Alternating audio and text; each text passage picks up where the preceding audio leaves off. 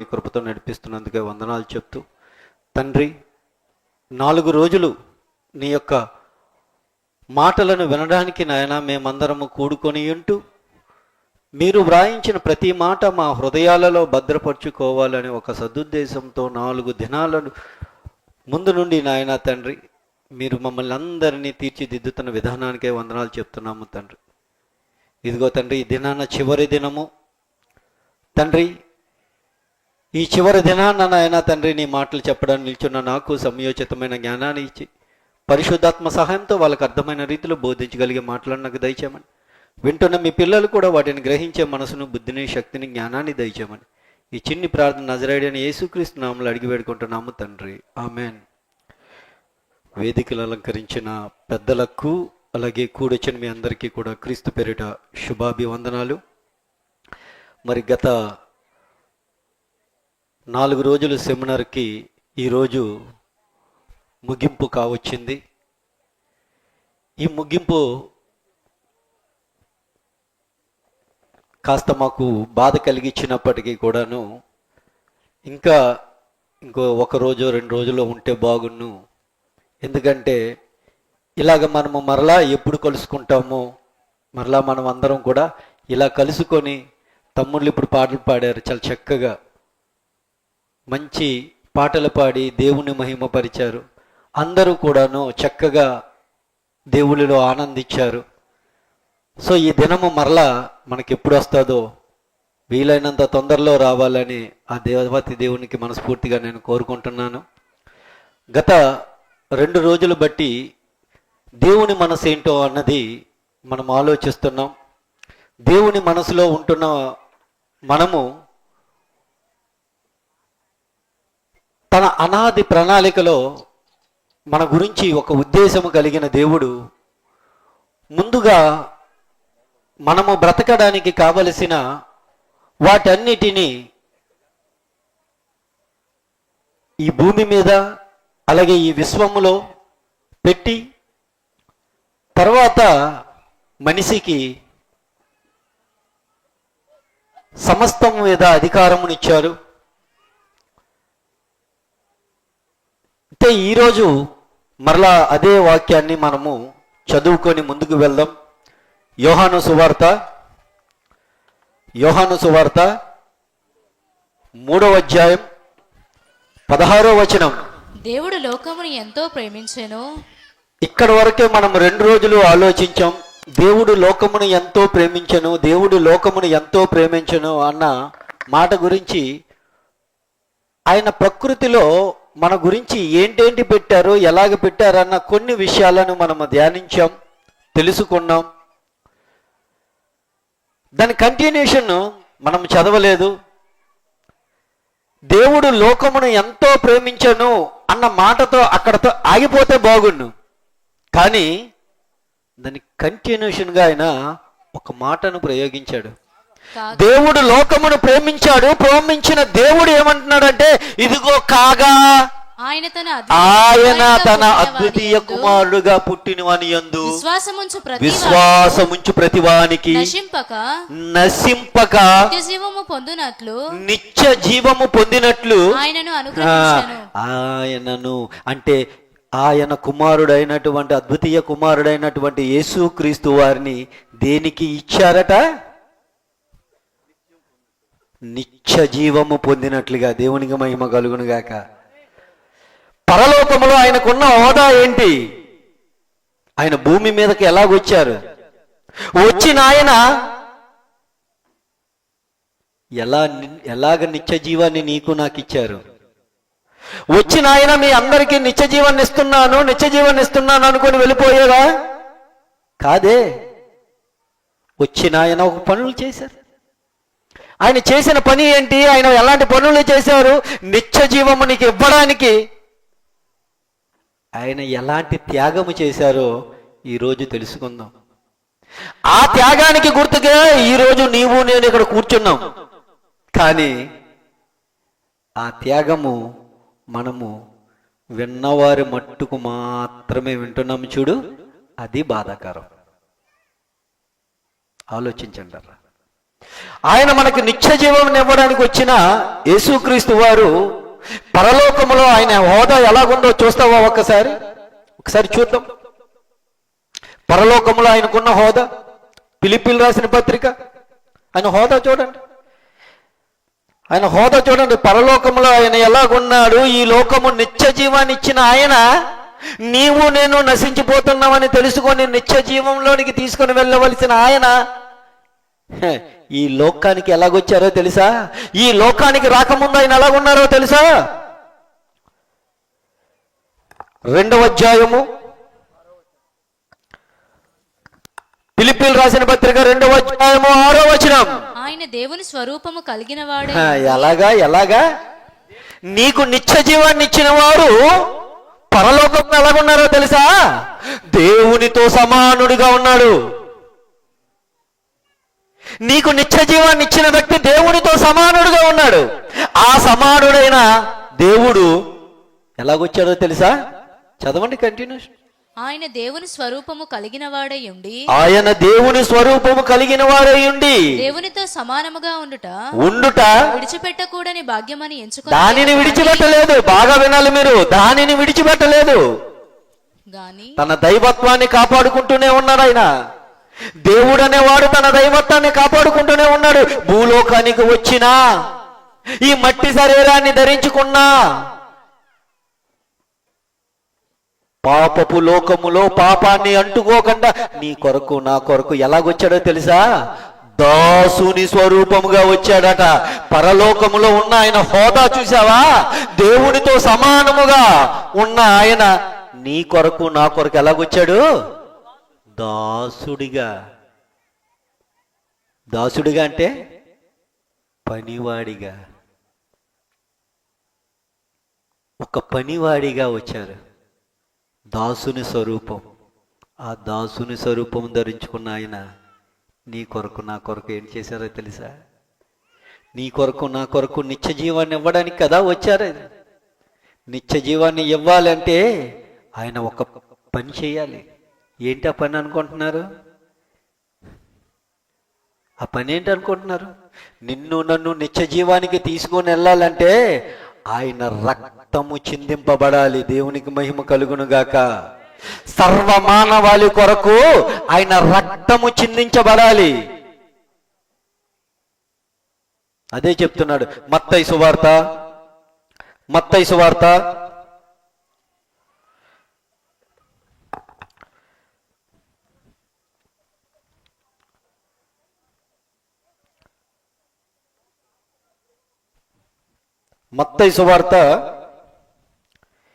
20వ అధ్యాయము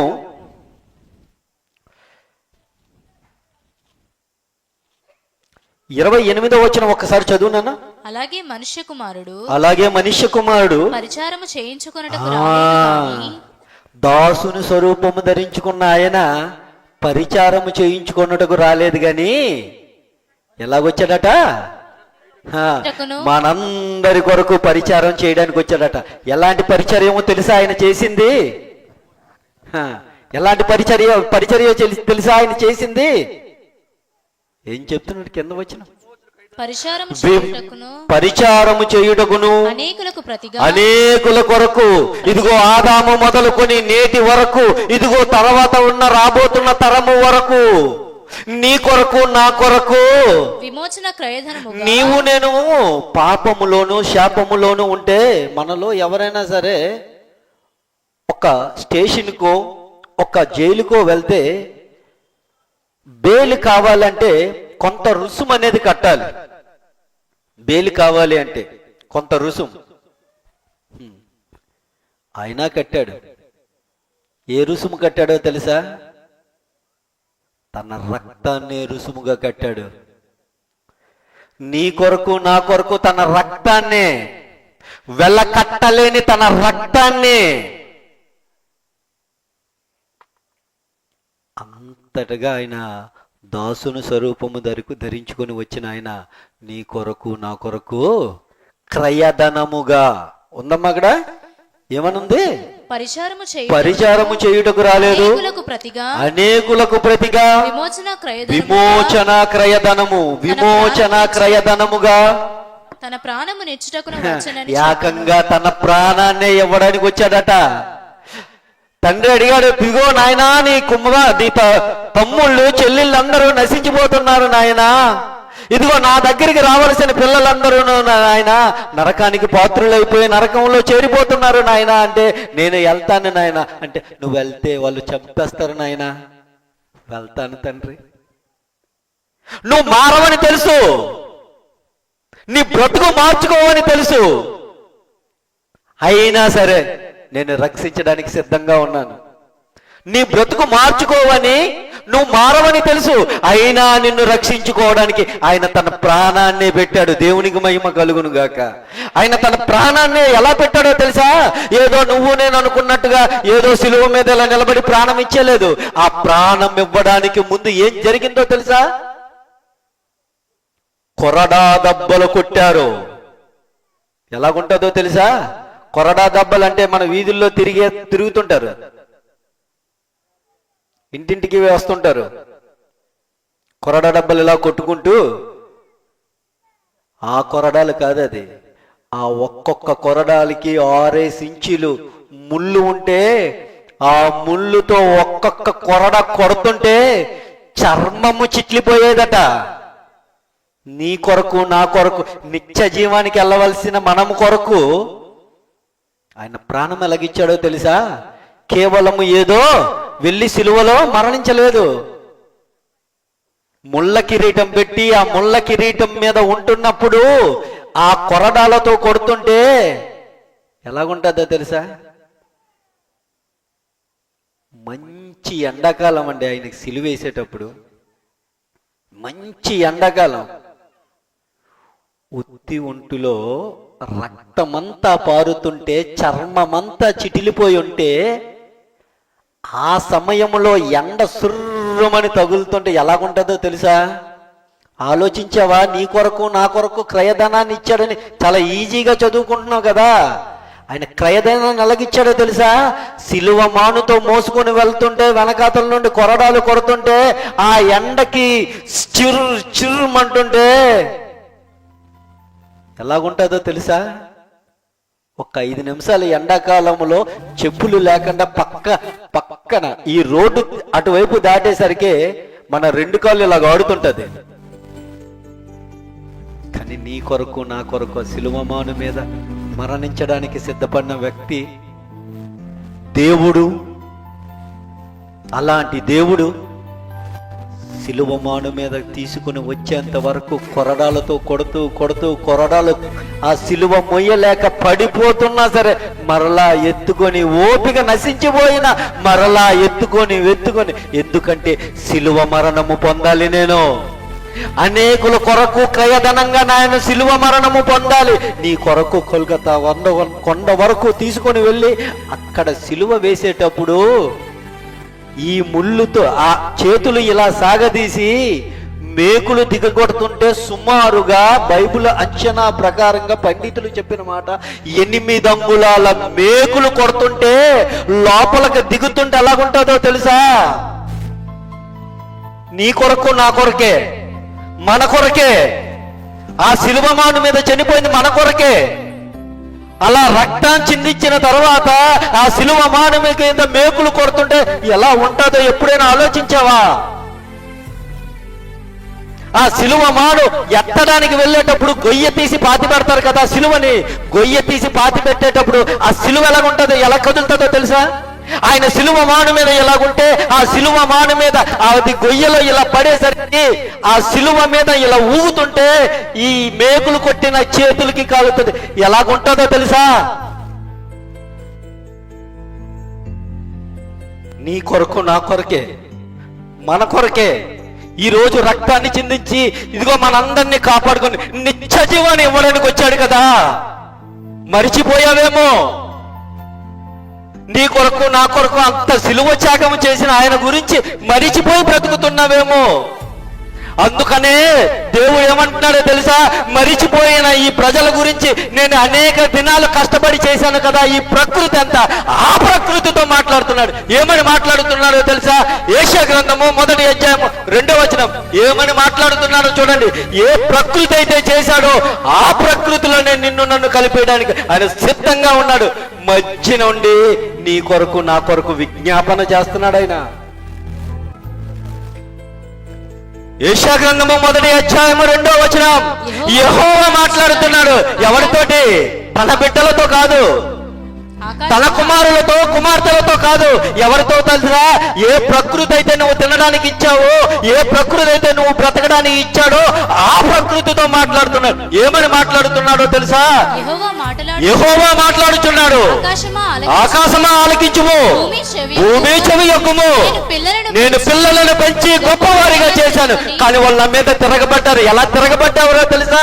దేవుడు ఏదైతే చెప్పాడో అది చెయ్యక, దేవుడు ఏదైతే చెప్పలేదో దానిని పట్టుకొని వేగలాడుతున్నావు కదా. ఇప్పటికీ సంఘాలలో భజన కార్యక్రమం మీద కదా, ఇదిగో నశించిపోతున్నారు కదా. నశించిపోయిన నీ కొరకు నా కొరకు పరలోకంలో దేవునిగా ఉన్న ఆయన భూలోకంలో దాసునిగా వచ్చేసాడు కదా.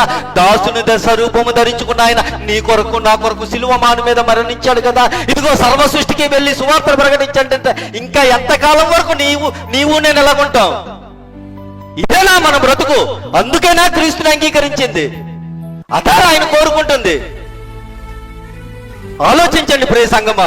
ఈ చివరి దినాన ఎందుకు మీ కొరకు ఇంత గట్టిగా నేను మాట్లాడుతున్నానంటే, ఇంకా మనము ఆయనకు సిలువ వేస్తూనే ఉన్నాం. ప్రతిరోజు సిలువ వేస్తూనే ఉన్నాం. ఎలాగో తెలుసా? పక్కింటి వాళ్ళకి కూడా సువార్త చెప్పలేని, సాక్ష్యం లేని వాళ్ళమండి మనం. మన గుండెల మీద చేసుకొని చెప్పండి, పక్క ఇంటి వారికి కూడా సువార్తను ప్రకటించగలవా? ప్రకటించలేవు. ఎందుకంటే నీ సాక్ష్యం చెల్లదు అక్కడ. అందుక నిన్ను నన్ను ఏర్పాటు చేసుకున్నది. ఎప్పుడు ఏర్పాటు చేసుకున్నాం? మన చదివాం. జగత్తు పునాది వేయబడక ముందే నిన్ను నన్ను ఏర్పాటు చేసుకున్నాడు. ఎందుకు ఏర్పాటు చేసుకున్నాడు? ఆయన కొరకు నువ్వు బ్రతుకుతావని. ఇంకా మన బ్రతుకులు మారట్లేదే, ప్రకృతితో చెప్పుకుంటున్నాడు. ఇంకా చూస్తావా? ఇంకా ఆయన ప్రకృతితో చెప్తున్నాడు. చూద్దాం.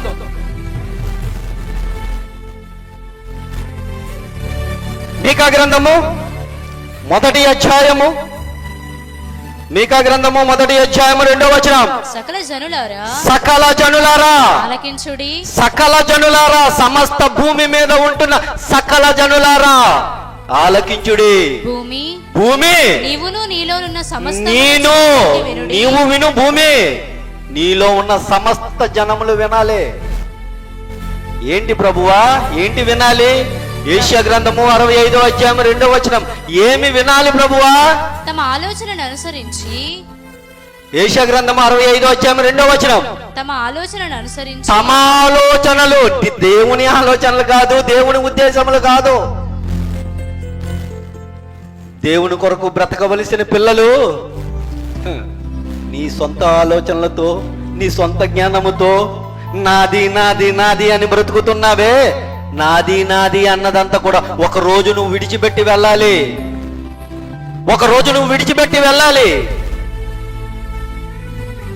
ఆయన ఏంటి చెప్తున్నాడు చూడండి. ఆయన ఎంత ప్రేమతో చూడండి. నువ్వు ఎన్ని తప్పులు చేసినా సరే, ఎన్ని పాపాలు చేసినా సరే నిన్ను ఎందుకు రక్షిస్తున్నాడో తెలుసా?